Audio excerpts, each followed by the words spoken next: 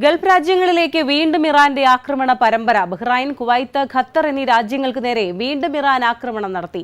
തുടർച്ചയായി ഉണ്ടാകുന്ന വ്യോമാക്രമണങ്ങളെ പ്രതിരോധിച്ചതായി ഈ രാജ്യങ്ങളെ പ്രതിരോധ മന്ത്രാലയങ്ങൾ അറിയിക്കുന്നു. അതേസമയം വെള്ളിയാഴ്ചത്തെ ആക്രമണത്തിൽ ഖത്തറിൽ ഒരു കുട്ടിക്ക് പരിക്കേറ്റിരുന്നു. ഇതിനിടെ യുദ്ധം സംബന്ധിച്ച വ്യാജ വാർത്തകൾക്കെതിരെ ദുബായും ഖത്തറും രംഗത്ത് വന്നു. ദുബായ് ബ്യൂറോയുടെ റിപ്പോർട്ടിലേക്ക്. ഇറാന്റെ പാലങ്ങളും റോഡുകളും US ആക്രമിച്ചപ്പോൾ തിരിച്ചടിയായി വീണ്ടും ഗൾഫ് രാജ്യങ്ങളിലേക്ക് ഇറാൻ ആക്രമണം രൂക്ഷമാക്കി. ബഹ്റൈൻ, കുവൈറ്റ്, ഖത്തർ, ജോർദാൻ എന്നീ രാജ്യങ്ങളിലെ US ക്യാമ്പുകളിലേക്കാണ് ഇറാൻ തിരിച്ചടി നൽകിയത്. ഇറാനിലെ 5 പ്രധാന പാലങ്ങൾ US വെള്ളിയാഴ്ച പുലർച്ചെ തകർത്തിരുന്നു. അതേസമയം ഖത്തറിൽ പ്രതിരോധ സംവിധാനങ്ങൾ തകർത്ത വിമാനങ്ങളുടെയും മിസൈലുകളുടെയും അവശിഷ്ടങ്ങൾ വീണ് വെള്ളിയാഴ്ച ഒരു കുട്ടിക്ക് പരുക്കേറ്റു. പരുക്കേറ്റ കുട്ടി നിലവിൽ അത്യാഹിത വിഭാഗത്തിൽ വിദഗ്ധ ചികിത്സയിലാണെന്ന് ഖത്തറിന്റെ ആഭ്യന്തര മന്ത്രാലയം വ്യക്തമാക്കി.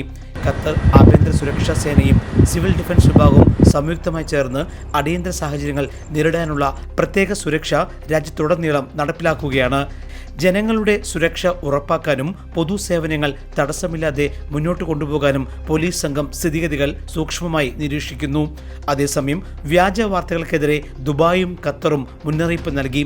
ആക്രമണവുമായി ബന്ധപ്പെട്ട് സമൂഹ മാധ്യമത്തിൽ പ്രചരിക്കുന്ന അഭ്യൂഹങ്ങളിലും ദൃശ്യങ്ങളിലും ജനങ്ങൾ പരിഭ്രാന്തരാകരുതെന്ന് ഖത്തർ ഭരണകൂടം അഭ്യർത്ഥിച്ചു. ദുബായ് ഡൗൺ ടൗണിൽ സ്ഫോടനം നടന്നുവെന്ന വാർത്തയും ദുബായ് ഗവൺമെന്റ് മീഡിയ ഓഫീസ് നിഷേധിച്ചു.